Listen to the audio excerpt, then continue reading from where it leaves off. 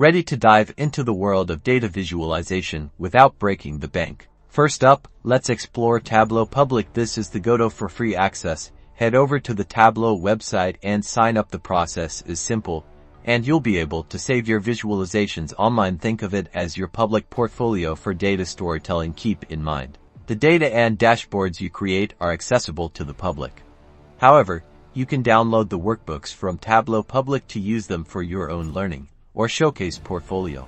Next point, if you're a student, you absolutely want to check out Tableau's offering for education. Students can often get a free license for Tableau Desktop. Visit the Tableau website, search for an educational license, and follow the steps you'll typically need to verify your student status. This unlocks even more features than Tableau Public, allowing for more sophisticated analyses and private workbook saves. Finally, keep an eye out for community programs. Tableau often hosts free events, webinars, or even short-term competitions that may provide free access or trials. Follow Tableau on social media, or check out their community forums to stay updated on current promotions. It's a great way to learn and to collaborate with other data enthusiasts. So there you have it, multiple ways to unlock the power of Tableau without spending a dime. Explore, experiment, and start visualizing your data today.